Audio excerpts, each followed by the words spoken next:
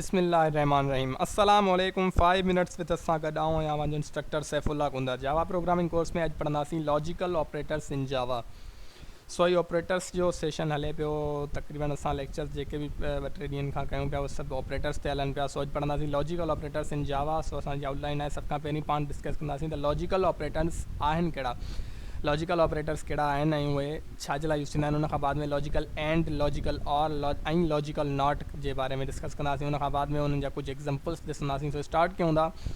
Logical operators used to construct complex conditions. हाणे अहिड़ा operator जेके मल्टीपल कंडीशंस, कॉम्प्लेक्स कंडीशंस मां मुराद मल्टीपल कंडीशंस ठाहिण जे लाइ, कंस्ट्रक्ट करण जे लाइ असां यूज़ कंदा आहियूं। अहिड़ा ऑपरेटर्स उन्हनि खे चइबो आहे लॉजिकल ऑपरेटर्स, जेके लॉजिक जे बुनियाद ते असांखे रिज़ल्ट ॾियनि। मतिलबु मल्टीपल कंडीशंस, खोड़ सारियूं 2-3 कंडीशंस खे पाण में मिलाए करे, पाण में कंबाइन करे सघूं था असां। मल्टीपल कंडीशंस खे पाण में कंबाइन करे असां हिकिड़ी रिज़ल्ट प्रोड्यूस करायूं, हिकिड़ी एक्सप्रेशन खे एवेल्यूएट करायूं, उनखे चइबो आहे लॉजिकल ऑपरेटर्स। सो हाणे लॉजिकल असां वटि फ़िलहालु 3 ऑपरेटर आहिनि, 3 ऑपरेटर्स जे बारे में पढ़ंदासीं। Logical and operator, logical and operator आहे जंहिंजी निशानी है डबल एंड साइन आहे। डबल एंड साइन पुट करे असां लॉजिकल ऑपरेटर खे यूज़ कंदा आहियूं जावा में। उनखां बाद में लॉजिकल और ऑपरेटर, वर्टिकल लाइन्स ही तक़रीबन अक्सर तव्हांजे एंटर जे कीबोर्ड में एंटर जेको की आहे न, एंटर की जे मथां हूंदो आहे।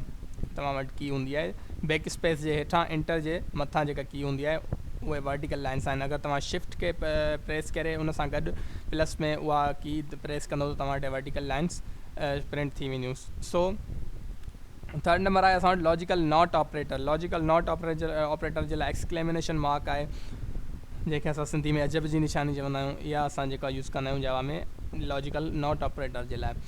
These operators are used between boolean values and the result is also a boolean value। ही अक्सर माना boolean values जे विच में दरमियान माना यूज़ कया वेंदा आहिनि। छाजे करे, छो त असां कंडीशंस में यूज़ कंदा आहियूं ऐं कंडीशंस जी लास्ट में रिज़ल्ट छा निकिरंदो आहे, फाइनल उन जो हूंदो ई छा आहे, या ट्रू या फॉल्स, या कंडीशन ट्रू थींदी आहे या फॉल्स थींदी आहे। सो असां अक्सर बूलियन वैल्यूज़ जे लाइ ही यूज़ कंदा आहियूं, छो त ट्रू ऐं फॉल्स छा जा वैल्यूज़ आहिनि, बूलियन वैल्यूज़ आहिनि। ॿई छा आहिनि, बूलियन वैल्यूज़ आहिनि।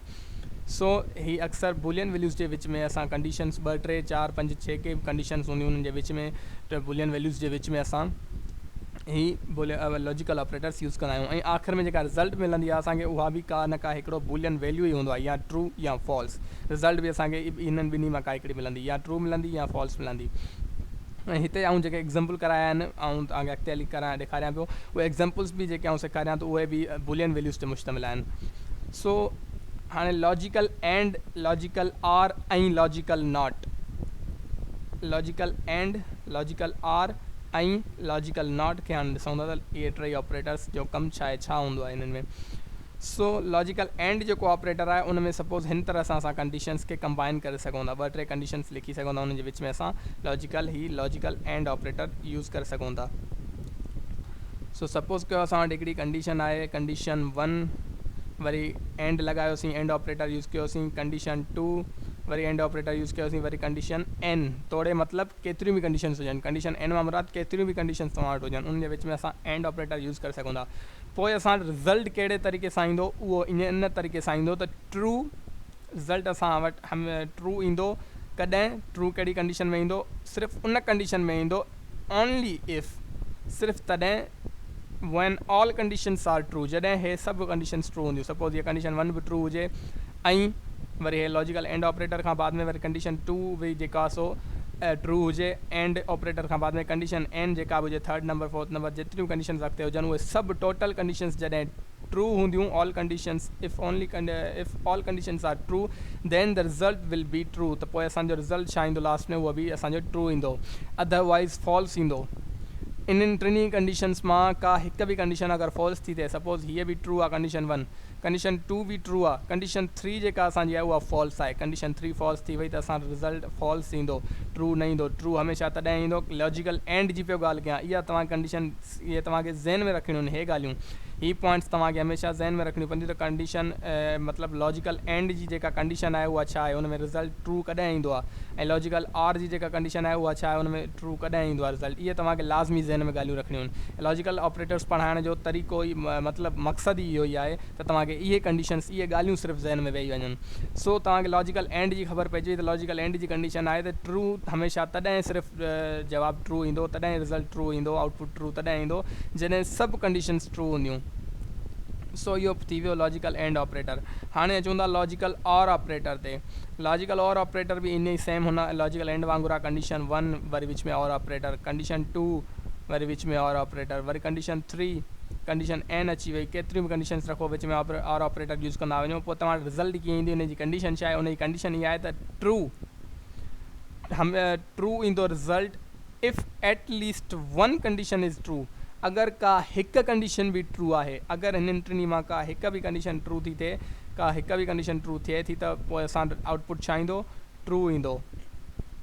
अदरवाइज़ फॉल्स ईंदो। फॉल्स सिर्फ़ु तॾहिं सिर्फ़ु हिकिड़ी कंडीशन में फॉल्स ईंदो जॾहिं टई कंडीशन्स फॉल्स थियनि। लॉजिकल और में जॾहिं टई कंडीशन्स टोटल कंडीशन्स जेतिरियूं भी कंडीशन्स आहिनि, 3 आहिनि, 4 आहिनि, 5 आहिनि, जेके भी कंडीशन आहिनि, टोटल जॾहिं कंडीशन्स फॉल्स हूंदियूं त असां वटि आउटपुट फॉल्स ईंदो। अदरवाइज़ हमेशह ट्रू ईंदो। अगर को हिकु भी कंडीशन असां वटि ट्रू आहे, का हिकु भी कंडीशन असां वटि अगरि ट्रू थिए थी त पोइ असांजी कंडीशन असांजो जेको आउटपुट ईंदो उहो ट्रू ईंदो। तोड़े कंडीशन 1 असां वटि फॉल्स आहे, कंडीशन 2 भी असां वटि फॉल्स आहे, पर कंडीशन 3 जेका असांजी उहा ट्रू आहे त असांजो आउटपुट छा ईंदो? ट्रू ईंदो। सो इहो आहे लॉजिकल और ऑपरेटर। इहे कंडीशन्स तव्हांखे लाज़मन ज़हन में रखणियूं आहिनि। उन खां बाद में नॉट ऑपरेटर, जेको लॉजिकल नॉट ऑपरेटर आहे, उहो छा कंदो आहे? उनजो कमु छा हूंदो आहे? Logical not operator basically negates a Boolean value. Just Boolean value जेका अगरि हिनखे का बि हिकिड़ी असां बुलियन वैल्यू ॾींदासीं या कंडीशन का हिकिड़ी कंडीशन ॾींदासीं, उन कंडीशन जे अॻियां अगरि असां लॉजिकल नॉट ऑपरेटर यूज़ करे छॾियोसीं, नॉट ऑपरेटर लॻाए छॾियोसीं, नॉट ऑपरेटर जी तव्हांखे सिंपल ख़बर आहे त एक्सक्लेमिनेशन मार्क आहे। हीअ एक्सक्लेमिनेशन मार्क अगरि कंहिं बि बुलियन वैल्यू जे अॻियां या कंहिं बि कंडीशन जे अॻियां लॻाए छॾीसीं त उनजो रिज़ल्ट जेको हूंदो उहो उनजे उबतड़ थी वेंदो। अगरि ट्रू हूंदी, कंडीशन ट्रू हूंदी ऐं अॻियां एक्सक्लेमिनेशन मार्क लॻाए छॾियोसीं, नॉट ऑपरेटर लॻाए छॾियोसीं त उनजो रिज़ल्ट छा ईंदो? आउटपुट छा ईंदो? फॉल्स ईंदो। अगरि उहा कंडीशन फॉल्स हुई, ऑलरेडी फॉल्स हुई, उनजो आउटपुट फॉल्स पियो अचे, ऐं अगरि असां उनजे अॻियां नेगेशन ऑपरेटर लॻाए था छॾियूं, नेगेशन ऑपरेटर, नॉट ऑपरेटर या एक्सक्लेमिनेशन मार्क जंहिंखे चऊं, उहा लॻाए था छॾियूं त उनजो रिज़ल्ट छा ईंदो? ट्रू ईंदो। जीअं इन जो मिसाल हींअर ॾिनो आहे त जीअं नॉट है नेगेशन मार्क आहे, नेगेशन जो सिंबल आहे, सो एक्सक्लेमिनेशन मार्क लॻाईसीं नॉट ट्रू, हिन जो मतिलबु छा थियो? नॉट ट्रू या निगेशन ऑफ ट्रू। त निगेशन ऑफ ट्रू हमेशह इक्वल थींदी आहे फॉल्स जे। मतिलबु अगरि कंडीशन ट्रू आहे या बुलियन वैल्यू ट्रू था ॾियूं, असां ट्रू बुलियन वैल्यू रखूं था, उनजे अॻियां एक्सक्लेमिनेशन मार्क था ॾियूं त उनजो आउटपुट हमेशह फॉल्स ईंदो। ऐं फॉल्स हूंदो त हमेशह आउटपुट वरी ट्रू ईंदो। फॉल्स जे अॻियां अगरि एक्सक्लेमिनेशन मार्क लॻाईंदासीं त उनजो आउटपुट ट्रू ईंदो। हीअ त सिंपल ॻाल्हियूं आहिनि, हीअ तव्हांखे ज़हन में रखणियूं आहिनि। जस्ट उनजो निगेशन करे छॾींदो आहे, उनजो उबतड़ करे छॾींदो आहे, उल्टो उनजो अपोज़िट हलियो वेंदो आहे। सो जस्ट इहे सिंपल ॻाल्हियूं त तव्हांखे बेसिक यादि थी वेंदियूं। हाणे अॻिते हलूं था एग्ज़ाम्पल्स ते। त एग्ज़ाम्पल में एग्ज़ाम्पल सां तव्हांखे सम्झायां, इहा थ्योरी में त तव्हांखे सम्झाए छॾियो, हाणे एग्ज़ाम्पल सां सम्झायूं था त लॉजिकल एंड ऑपरेटर जंहिंजी सिंबल आहे डबल एंड साइन। हाणे लॉजिकल एंड ऑपरेटर जो मतिलबु छा थियो? हाणे सपोज़ कयो असां वटि हिकिड़ो बुलियन टाइप जो वैल्यू आहे B1, उनखे असां इक्वल कयो आहे त ट्रू एंड ट्रू, ॿ वैल्यू ॾिना आहियूं असां। ट्रू असांजो वैल्यू आहे न, बुलियन वैल्यूज़ छा हूंदा आहिनि असां वटि? हिकिड़ा ट्रू ॿियो फॉल्स। त असां हिकिड़ी वैल्यू ॾिनीसीं ट्रू, वरी विच में एंड ऑपरेटर यूज़ कयोसीं, ॿी बि ॾिनीसीं ट्रू। त ॿई कंडीशन्स ट्रू, त तव्हांखे ख़बर आहे त लॉजिकल एंड में जॾहिं सभु कंडीशन्स ट्रू हूंदियूं त आउटपुट छा ईंदो आहे? ट्रू। सो असांजो हिन जो आउटपुट ईंदो ट्रू, ऐं हीअ ट्रू असांजो स्टोर थी वेंदो B1 में। अहिड़ी तरह असां वटि ॿियो वेरिएबल आहे B2 जे नाले सां। B2 में असां स्टोर करायोसीं B1 and falls and true. हाणे B1 जी वैल्यू छा आहे? B1 जी वैल्यू असांजी ट्रू आहे, ट्रू हुन में स्टोर थी। सो B1 जी वैल्यू ट्रू, मतिलबु हिते बि ट्रू, एंड खां पोइ वरी हिते वरी फॉल्स आहे। सो हिते फॉल्स ऐं एंड खां पोइ वरी हिते वरी ट्रू। त हाणे तव्हांखे ॿी कंडीशन्स खे सोचण जी ज़रूरत ई न आहे, तव्हांखे ख़बर आहे त हिन जो आउटपुट छा ईंदो। हिन जो आउटपुट बेशक फॉल्स ईंदो। छाजे करे? तव्हांखे ख़बर आहे त लॉजिकल एंड में अगरि हिकु बि फॉल्स थी वियो, अगरि का हिकु कंडीशन बि फॉल्स अची वई त उनजो आउटपुट हमेशह फॉल्स थींदो। सो B2 में असांजो स्टोर थींदो फॉल्स। अहिड़ी तरह असां वटि कंडीशन, हाणे हे वरी कंडीशन्स जे तौर ते तव्हांखे सम्झायां, हे थी विया बुलियन वैल्यूज़ सां ट्रू फॉल्स जे तव्हांखे सम्झायमि। हाणे कंडीशन्स जे तव्हांखे सम्झायां थो त B3 सपोज़ असां वटि हिकिड़ो वेरिएबल आहे बुलियन टाइप जो। हाणे इन में B3 खे असां इक्वल कयो आहे त 2 नंढो आहे 5 खां, 2 is less than 5 and 6 is greater than 2। मतलब ॿई कंडीशन हाणे तव्हां चेक कयो, तव्हांखे ख़बर आहे त कंडीशन हमेशह एक्सप्रेशन जेका थींदी आहे उहा एवेल्यूएट थींदी आहे, उन खां बाद में वेरिएबल में वैल्यू स्टोर थींदी आहे। हाणे एवेल्यूएट कयूं था, एवेल्यूएट कीअं थींदी त बाबा 2 5 खां नंढो आहे, पहिरीं कंडीशन आहे 2 नंढो आहे 5 खां, छा इहो सच आहे, ट्रू आहे या फॉल्स आहे, हिन जी रिज़ल्ट छा ईंदी, बिल्कुलु ट्रू आहे, सो हिते थी वई ट्रू। वरी विच में ही एंड ऑपरेटर अची वियो, उन खां बाद में 6 वॾो आहे 5 खां 2 खां, बिल्कुलु 6 वॾो आहे 2 खां, त पोइ ही बि कंडीशन थी वई ट्रू। त true and true, true and true, त आउटपुट छा ईंदो असांजो, ॿई कंडीशन्स ट्रू थी वियूं, एंड जे विच left hand side right hand side ॿई कंडीशन्स ट्रू थी वियूं। तव्हांखे ख़बर आहे लॉजिकल एंड में जॾहिं सभु कंडीशन्स ट्रू थींदियूं त उनजो आउटपुट छा ईंदो आहे ट्रू, सो ट्रू असांजो स्टोर थी वेंदो B3 में। अहिड़ी तरह असां वटि ही वैल्यू आहे B4 वेरिएबल आहे, B4 खे असां इक्वल कयो आहे B3, मतलब B3 जी जगह ते छा ईंदो, B3 में छा स्टोर थियो ट्रू, सो B3 जी जगह ते ट्रू अची वियो, B3 true and 10 is greater than or equals to 2। हाँ या तो 10 ॿिनि जे बराबरि आहे त 2 जे बराबरि त आहे कोन, या वरी 10 2 खां वॾो आहे त बिल्कुलु 10 2 खां वॾो आहे, सो मतिलबु हिन जी आउटपुट छा ईंदो ट्रू ईंदो। तव्हांखे ख़बर आहे हीअ असां पढ़ी आया आहियूं रिलेशनल ऑपरेटर्स, सो हिन जी आउटपुट बि आयो ट्रू। हाणे ट्रू एंड ट्रू वरी एंड, हाणे हिते लिखियलु आहे 11 नंढो आहे या बराबरि आहे 5 जे, 11 is less than or equals to 5, so 5, so 11 5 जे बराबरि त आहे कोन, या वरी नंढो आहे चए थो, पर 11 5 खां नंढो बि न आहे, न ई 11 5 जे बराबरि आहे, त मतिलबु हिते रिज़ल्ट छा अची वई false. So true and false, त तव्हांखे ख़बर आहे त जॾहिं हिकु बि फॉल्स थींदो लॉजिकल एंड में अगरि हिकु बि फॉल्स असांजो अची थो वञे त असांजो आउटपुट छा ईंदो फॉल्स, सो ही फॉल्स स्टोर थी वेंदो B4 में। सो ही थी वियो लॉजिकल एंड। हाणे अचूं था लॉजिकल और ते, लॉजिकल और ऑपरेटर साइन, 2 वर्टिकल लाइन्स तव्हांखे ख़बर आहे हिन जी साइन आहे, सिंबल आहे। हाणे अहिड़ी तरह B1 जो असां वटि वेरिएबल आहे, हुन में ट्रू और ट्रू, हाणे और जी कंडीशन तव्हांखे ख़बर आहे त जॾहिं हिकु बि ट्रू थींदो आहे, जॾहिं हिकु बि ट्रू ईंदो त असां ट्रू ईंदो, त हिते त ॿई ट्रू आहिनि त बिल्कुलु ट्रू ईंदो असांजो आउटपुट, जॾहिं हिकु बि ट्रू ते ट्रू आहे त ॿिन्ही ट्रू ते त बिल्कुलु ट्रू ईंदो, सो ट्रू असांजो आउटपुट अची वियो जेको B1 में स्टोर थी वियो। उन खां बाद में B2 असां वटि वेरिएबल आहे जंहिंमें ॾिनल आहे B1 जी वैल्यू छा आहे ट्रू, आर फॉल्स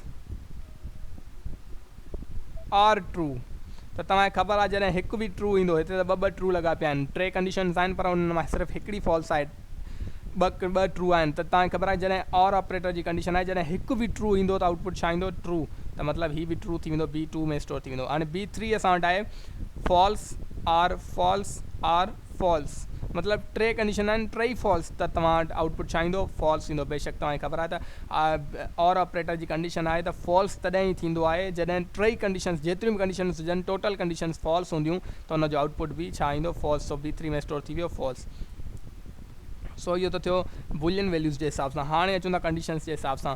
B4 असां वटि वेरिएबल आहे, B4 इक्वल आहे त 2 नंढो आहे 5 खां, त बिल्कुलु 2 नंढो आहे 5 खां, मतिलबु हीअ थी वई ट्रू। त तव्हांखे ख़बर आहे हिते ई आउटपुट तव्हां सम्झी वञो था त हिते ई आउटपुट छा ईंदो तव्हांजो ट्रू ईंदो, छो त तव्हांखे ख़बर आहे लॉजिकल और में हिकु बि अगरि ट्रू थी वियो त उनजो आउटपुट ट्रू ई अचिणो आहे, लाज़मी उनजो आउटपुट ट्रू ई ईंदो। सो हाणे भले अॻिते फॉल्स हुजे पर असां अॻिते एवेल्यूट कयूं था, हालांकि असांखे एवेल्यूट करण जी ज़रूरत न आहे, त असांखे आउटपुट ख़बर पइजी वई आहे त फस्ट कंडीशन अगरि ट्रू आहे त बसि ट्रू अची वई हिकिड़ी कंडीशन, त हाणे असांजो वैल्यू छा थींदो B4 में छा स्टोर थींदो ट्रू स्टोर थींदो, असांजो आउटपुट छा ईंदो ट्रू ईंदो। पर पोइ बि इवेल्यूट कयूं था त अॻिते छा थो चए त 6 इज़ लेस ग्रेटर देन 2, बिल्कुलु 6 वॾो आहे 2 खां, सही आहे, त मतिलबु ही बि ट्रू आहे, ॿई ट्रू कंडीशन्स, त आउटपुट बि असांजो ट्रू। अहिड़ी तरह B5 असां वटि आहे, त B5 में असां पहिरियां स्टोर करायो आहे B4 छा आहे B4 जी वैल्यू आहे ट्रू, मतिलबु हिते बि पहिरीं कंडीशन ट्रू थी वई, हिते बि अखियूं बूटे तव्हां चई सघो था त बाबा ट्रू ई जवाबु ईंदो, ट्रू ई आउटपुट ईंदो जेको B5 में स्टोर थींदो, छो त हिकिड़ी कंडीशन त ट्रू थी वई न और ऑपरेटर ते, और ऑपरेटर जी कंडीशन आहे जॾहिं हिकु बि ट्रू थींदी त आउटपुट हुनजो ट्रू ईंदो। सो हिकिड़ी कंडीशन ट्रू थी वई, और वरी सेकंड कंडीशन चवे थी 10 is greater than or equals to 2, हाणे 2 जे बराबरि त कोन्हे 10 पर 2 खां वॾो आहे, मतिलबु हीअ सेकंड कंडीशन बि ट्रू।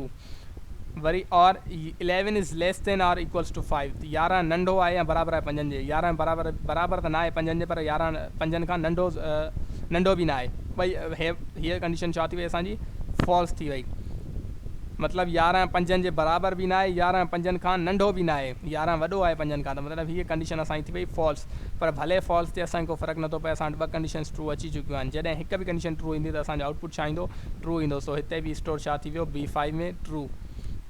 हाँ B6 हिकिड़ो वेरिएबल आहे असां वटि, उन में छा थो चए इक्वल था कयूं 11 इक्वल 10, पहिरीं कंडीशन त फॉल्स थी वई, त बाबा 11 बराबरि आहे 10 जे, कॾहिं बि न, इहा पहिरीं कंडीशन त फॉल्स थी। अॻिते चेक कयूं था मे बी का हिकिड़ी ट्रू अची वञे, अगरि हिकु बि ट्रू अची वेंदी त असांजो आउटपुट ट्रू ईंदो। सो चेक कयूं था 10 is less than or equals to 5, 10 5 खां नंढो आहे या 5 जे बराबरि आहे, त 10 5 खां नंढो बि न आहे, 5 जे बराबरि बि न आहे, मतिलबु सेकंड कंडीशन बि असांजी थी वई फॉल्स।